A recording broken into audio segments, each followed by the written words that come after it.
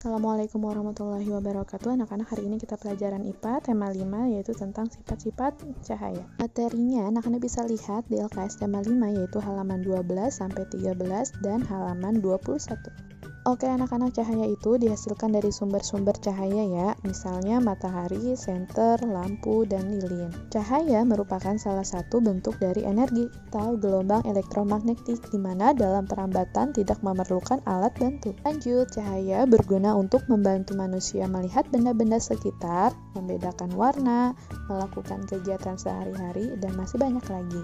Nah, yang akan kita bahas pada pertemuan kali ini yaitu tentang sifat-sifat cahaya, antara lain yaitu merambat lurus, dapat menembus benda-benda bening, dapat dipantulkan, dapat dibiaskan atau dibelokkan. Cahaya merambat lurus dapat dibuktikan berdasarkan dapat atau tidaknya benda tersebut meneruskan cahaya. Contoh cahaya merambat lurus dalam kehidupan sehari-hari yaitu cahaya yang dipancarkan oleh lampu sorot, lampu kendaraan, lampu mercusuar itu merambat lurus. Lanjut, pembuktian cahaya dapat menembus benda-benda bening adalah saat senter diarahkan ke papan melalui gelas bening. Cahaya dari senter akan menembus gelas dan menyinari papan tersebut. Contoh yang lain, cahaya dapat menembus kaca atau jendela rumah. Lalu ada juga cahaya senter dapat menembus mangkok yang bening. Oke, perlu diketahui nih anak-anak, cahaya mudah menembus benda bening, tetapi sukar atau sulit menembus benda berwarna dan benda gelap. Contohnya di sini cahaya tidak dapat menembus benda seperti batu, lalu cangkir yang berwarna. Lanjut, cahaya dapat dipantulkan. Cahaya dapat memantul ketika terkena permukaan benda. Terjadi pemantulan teratur jika cahaya mengenai benda yang memiliki permukaan rata seperti cermin.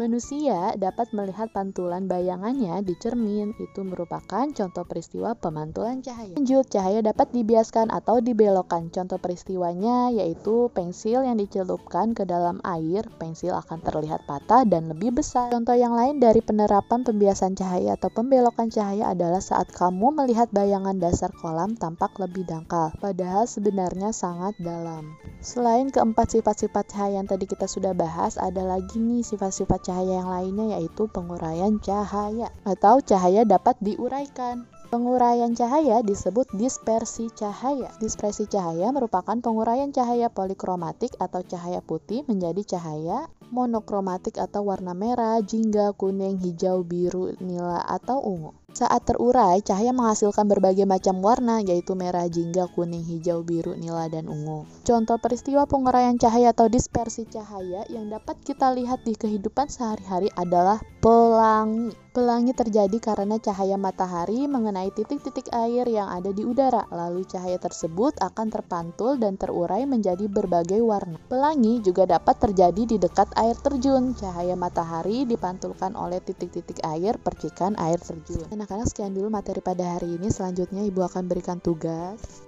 Kerjakanlah atau isilah soal-soal ini ya anak-anak. Selamat belajar, selamat mengerjakan.